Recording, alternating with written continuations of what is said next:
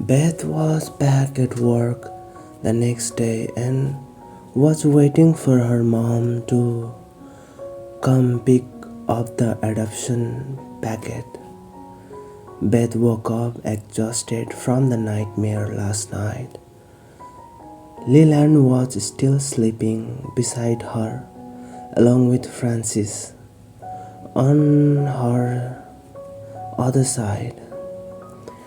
She fell to sleep again and was woken up by their mom. What they didn't know is that both Dean and Lisa had laughed and took pictures of their kids. Leland gave Beth a ride to work as he had a day off and was going to visit his current girlfriend. Beth stared at the adoptions paper until August, who had been watching Beth stare at the pile of papers, for a few minutes put his hand into her view. It worked. She was looking at him now.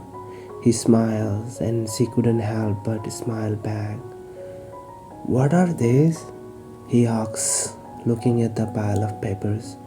Beth's eyes widen at his sign and watches as he reads the paper. "You're getting adopted?" he says. She nods with a huge smile. Then she noticed that her mother was hiding, watching their conversations. She decided to go and ignore her mother and continues to talk to August. "Yeah, my foster parents are adopting me," Beth says, unable to stop smiling. "That's great," August signs, excited for her. Beth couldn't help but laugh and nods her head. "What are you doing tonight?" August asks as he had finally gained the confidence to ask her out on a date. He had been working on it since he last had saw her. "I'm going out with some friends," Beth signs back. August was slammed back down onto earth and tried not to frown. "I'm sure that would be fun," August says. Beth was clueless. August felt bummed and Lisa was practically dancing with joy. She could tell the two liked each other. Mother instinct telling her so. The boy was handsome and very tall. It was hard not to notice that about him. Beth was bit red most of time talking to him. Lisa took the blush as she liked him back. "It's been a while," Beth admits. He nods and then, unsure why he was really needed to be there anymore. He just had been unintentionally rejected, and now he was going to have to work up the courage to ask her out. Again another day. Lisa swiped into rescuing the two. "The papers," Lisa signs to Beth. Beth takes the piles of papers and hands them to her mother, who eagerly takes them and shoves them into her bag. "I love you, sweetie. I gotta go meet with the lawyers," she signs quickly, then rushes out the door. "That was your foster mom?" August asks. Beth smiles and nods her head. August loved the look of how fond Beth was of her mother.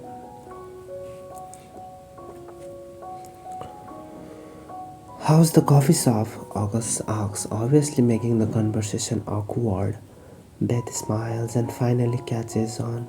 August was a little nervous, but she highly doubted he was nervous as she was. August finally fed up, pulled out his phone. "Put your number here." Beth's eyes widen. "Why you want my number? Is there any reasons to I should give you my number?" She signs. August's mouth dropped, and Beth was also surprised. Beth never acted like that. She was only loud when she was with friends or family. Her face flushed red as she quickly signed, "Sorry." The two awkwardly stared at each other for a while. August, who couldn't help himself, leaned across the desk, pressed his lips onto her cheek. "See you around," he signs to her after pulling back. She watches as he left and felt that she was struggling to breathe. What just happened? And it left Beth wondering for days. As the days went by, Beth wondered why August had been. She guessed that she was allowed to go back to the work. She felt a little hurt that he hadn't even stopped in, especially after he had kissed her cheek, and it hurt more than that he was just across the street and he can't come to see her. She snaps out of her anger thought and starts putting the books away. Then someone taps her shoulder. Philip had found the short red head, shelving books. Her hair was frizzy and in her face. She was wearing skinny jeans, little boots, and green long sleeve t-shirt. "Hello, my name is Flip." Flip signs. He was about as tall as August was, but their eyes were very much the same. "Hello, how can I help you?" Beth asks. He smiles wide. "My brother is August, who you seems to have the power to make him nervous." Philip signs. Beth looks at him confused. "What are you talking about?" Beth asks confused. August made her nervous.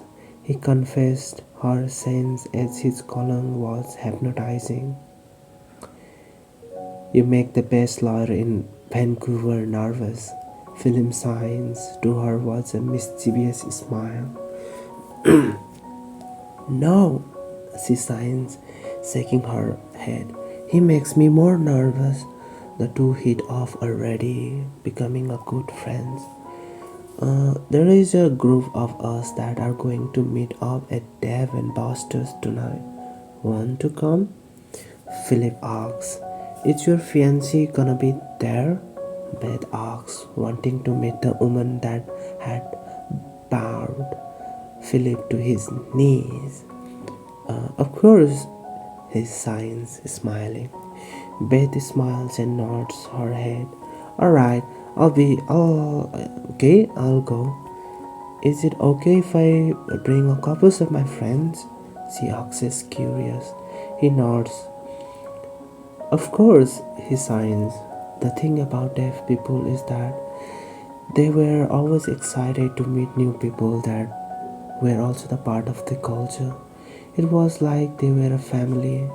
She gives him her number and he leaves to go meet up with his fiancée for a quick late lunch. She texts a couple of her friends and they replied, willing to go. The day slowed up. She closed up the shop, letting her staff go. She hired deaf, hard of hearing, and hearing college kids. She adored them. When she turned off the light of the store, the light of the store matched the sky outside. It was dark, meaning she had to wear glasses. Her biological parents wore glasses at night, and Beth had received that from both of them. It sharpened their eyesight that struggled during the night. She locked the store up and made her way to find her friend. Amelia was waiting for her in parking lot. They make their way to Dave and Buster's and look for others friend who was already with Philip. Beth saw that group that was around Philip and it was pretty big group. She introduced herself and they started to play the games. Philip, who was 32 old, acted like a sad loser in high school. His fancy kept betting and she kept beating him in many events that had took the bet off from the groups.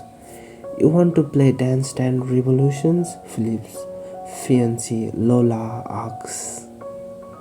Beth laughs and nods her head. Philip pulled out his phone and videoed the two women dance and laugh hysterically, and basically it was better as they both sucked at dancing. Beth had a blast that night and she met new people and met new friends. August was at law firm farming. He felt betrayed by his own brothers who was currently hanging out with Beth. He was going to talk her today and even had bought some flowers.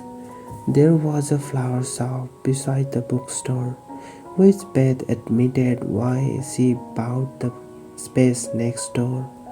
The way she admired some flowers every day when she went to work. He was going to ask her to go to the dinner with him. He had demon and everything managed, whereas he had lemon cello for her in the fridge that he was going to give. Because in the book under the Tucson sun they drank it. He could already imagine her blush and then put a stray hair behind her ear, but it would bounce back into her face, which would annoy her. August groaned and collapsed into his chair, tired. He liked her so much but had no clue if she felt the same about him. Oh, I love her so much.